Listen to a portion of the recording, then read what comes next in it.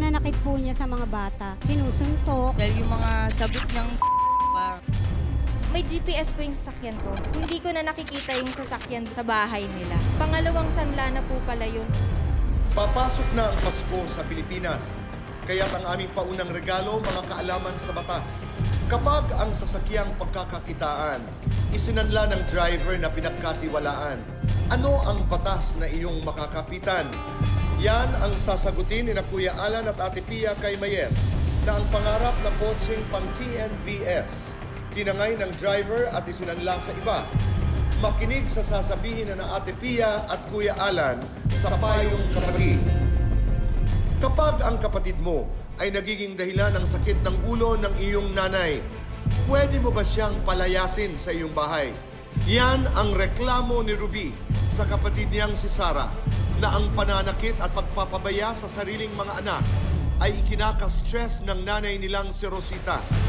Maililigtas ba sa pagkakawatak-watak ang kanilang pamilya? Makialam sa Face to Face to Face to Face. Sana ngayong Pasko at iba pang mga di malilimutang kanta, paano ba naisulat ng nag-iisang Veni Saturno?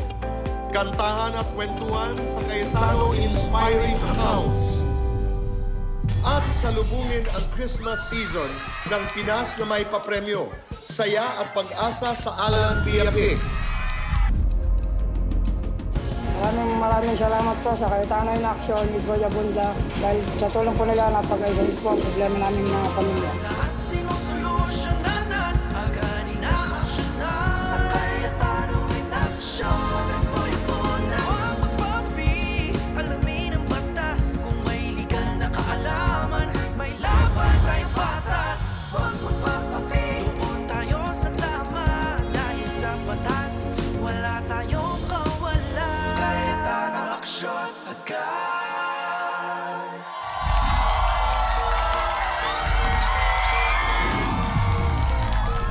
Dito po sa Tanong ng Pilipino, sagot ng Cayetano in Action with Boy Abunda.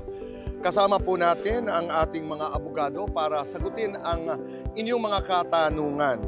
At ito ngayon ay may kinalaman sa language. Ang unang tanong ng Pilipino mula kay Michael Macayana ng Tarlac, pumirma po ng kontrata ang lola ko. Kaya lang, nasa English po yung kontrata. Hindi naman po nakakaintindi ng English ang lola. Pwede po ba naming ipa-invalidate yung kontrata? Salamat po. Ang sagot po ay oo. Pwede po.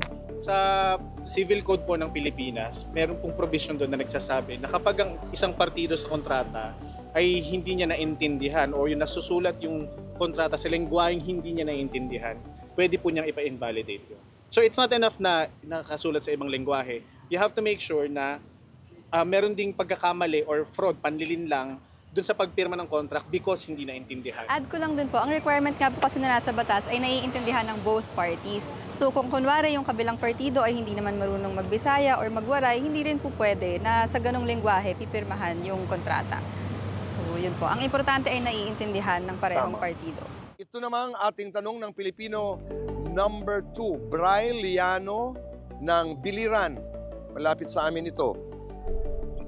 Gipabuhat ko o sinumpaang salaysay pero di ko maayo mag-Ingles, mag-in-Ingles o mag-Tagalog. Pwede ba nga buhatong isulat nako na nina Binisaya? Yes, Tito Boy.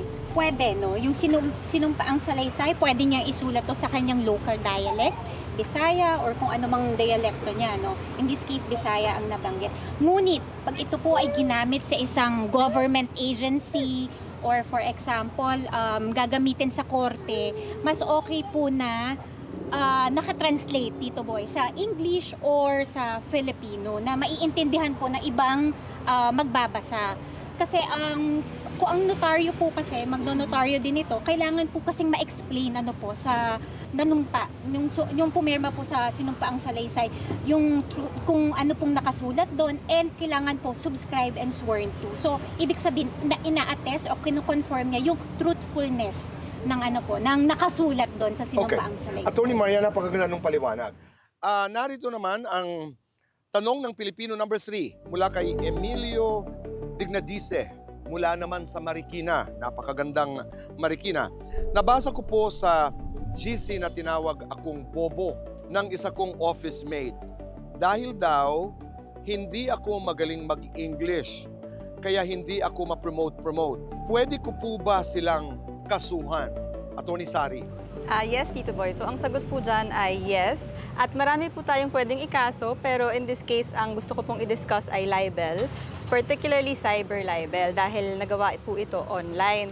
Although sa group chat po ito nasabi, meron pa rin pong publicity requirement na nasatisfy sa ating batas kasi meron po tayong Supreme Court case na sinasabi na basta merong ibang taong makakita na hindi siya yung dapat makakita o yung pinagsasabihan ko, already that qualifies as a public act.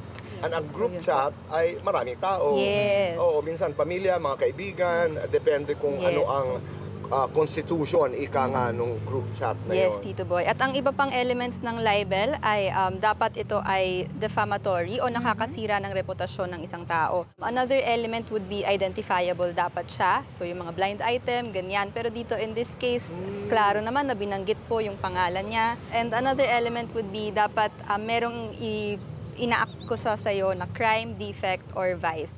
Ang idadagdag ko lamang po ng konti na hindi legal, hindi po nangangahulugan na marunong ka mag-Ingles, matalino ka. Or hindi ka marunong mag-Ingles, hindi ka matalino. Doesn't follow. Mahabang paliwanag po ito dahil may pagka-cultural. Kaya huwag nating isipin na ang kaisa-isang basehan ng pagiging matalino ay ang pagsasalita ng Ingles. Maraming salamat. Ay tayo mag-aantay pa ng maraming mga tanong ng Pilipino mula sa iba't ibang parte ng mundo. Ang inyong gagawin lamang ay isulat niyo po ang inyong mga katanungan sa comment section ng ating mga social media accounts o di kaya i-video niyo ang inyong mga sarili at sabihin niyo, ako si Attorney Sari, di ba? Ang aking katanungan at ipadala niyo po sa amin sa pamamagitan din ng ating mga social media accounts. Dahil ang tanong ng Pilipino, sagot ng Cayetano in Action with Boy Abunda.